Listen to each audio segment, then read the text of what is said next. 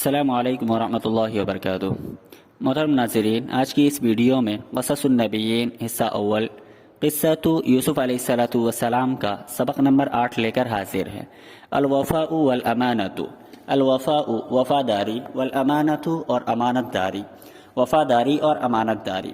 وراودت امرأۃ العزیز یوسف علی الخیانۃ، عزیز مصر کی بیوی حضرت یوسف علیہ السلام کو خیانت پر ابھارنے کی کوشش کی۔ وراودت، راود یراود مراودہ مانا بہلانے پھسلانے کی کوشش کرنا۔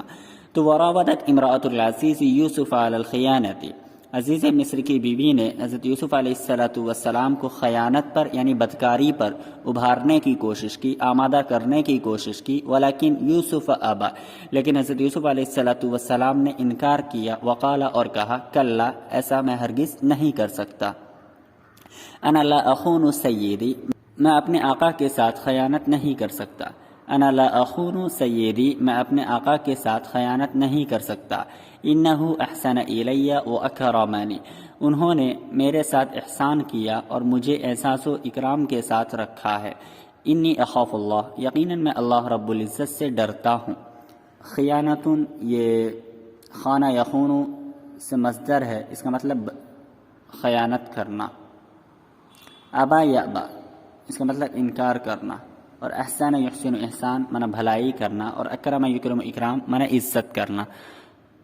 غضبت امرأۃ العزیز وشکت الی زوجہا، غضبت امرأۃ العزیز، عزیز مصر کی بیوی غصہ ہوئی، غضبناک ہوئی، بھڑک اٹھی۔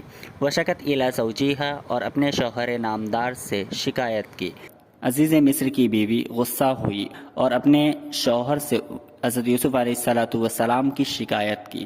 وعرف العزیز ان المرأة کاذبۃ، عزیز مصر نے جان لیا کہ عورت جھوٹی ہے۔ وعرف ان یوسف امین، اور انہوں نے یہ بھی جان لیا کہ حضرت یوسف علیہ السلام امانت دار ہے۔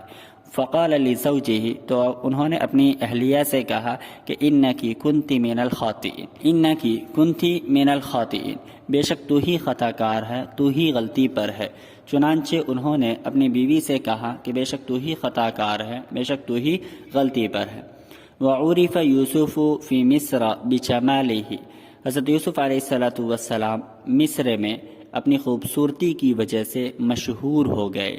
وَإِذَا رَآهُ أَحَدٌ قَالَ مَا هَذَا بَشَرٌ إِنْ هَذَا إِلَّا مَلَكٌ كَرِيمٌ، وَإِذَا رَآهُ أَحَدٌ، جب انہیں کوئی آدمی دیکھتا، قال، تو وہ کہتا، مَا هَذَا بَشَرٌ إِنْ هَذَا إِلَّا مَلَكٌ كَرِيمٌ، مَا هَذَا بَشَرٌ، یہ بشر نہیں ہو سکتا، یہ انسان نہیں ہو سکتا، إِنْ هَذَا إِلَّا مَلَكٌ كَرِيمٌ، یقیناً یہ ایک مکرم فرشتہ ہے، یقیناً یہ معزز فرشتہ ہے۔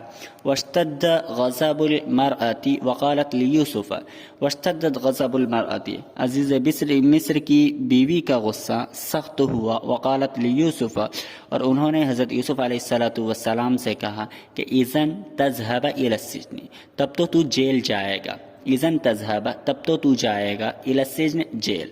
قال یوسف، یوسف علیہ السلام نے کہا کہ السجن احب الی، السجن یعنی قید خانہ، جیل خانہ، احب الی، میرے لیے مجھے زیادہ محبوب ہے۔ غضب یغضب، غضبان من غصہ، اور عرف یعرف عرفان من جاننا۔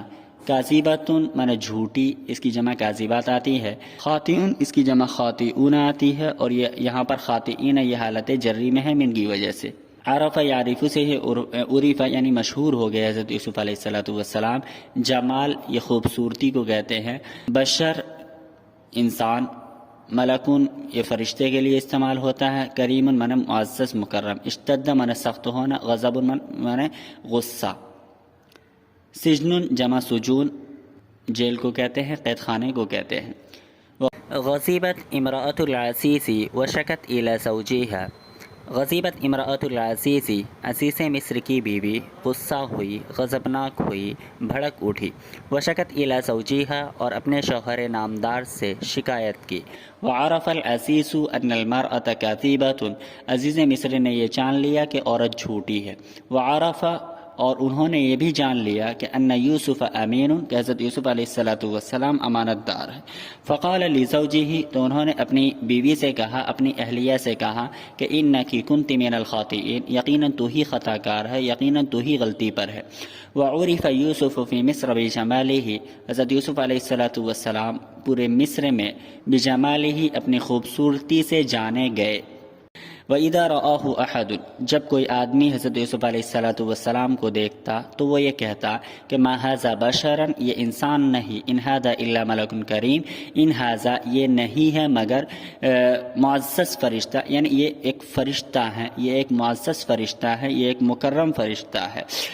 واشتد غضب المرأة وقالت لیوسف، عزیز مصر کی بیوی کا غصہ سخت ہوا، عزیز مصر کی بیوی کا پارا چڑھ گیا۔ وقالت لیوسف، اور انہوں نے یوسف علیہ السلام سے کہا کہ اذن تذهب الى السجن، تب تو تم جیل جاؤ گے۔ قال یوسف، یوسف علیہ السلام نے یہ کہا کہ السجن احب الی، کہ جیل مجھے زیادہ محبوب ہے، قید خانہ مجھے زیادہ محبوب ہے۔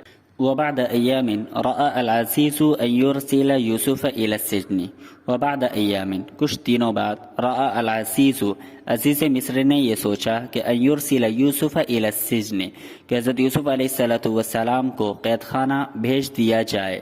وبعد ایام، کچھ دنوں بعد، رأى العزیز، عزیز مصر نے یہ سوچا کہ ان یرسل یوسف الى السجن، کہ حضرت یوسف علیہ السلام کو قید خانہ بھیج دیا جائے۔ وکان العزیز یعرف، اور عزیز مصر یہ جانتا تھا کہ ان یوسف بریء، کہ حضرت یوسف علیہ السلام بری ہے، حضرت یوسف علیہ السلام معصوم ہے، حضرت یوسف علیہ السلام بے قصور ہیں۔ ودخل یوسف السجن، اور حضرت یوسف علیہ السلام قید خانے میں داخل ہوئے۔ بریء جمع ابریاء، اس میں ایک لفظ ہے بریء جمع ابریاء، معنی معصوم بے قصور۔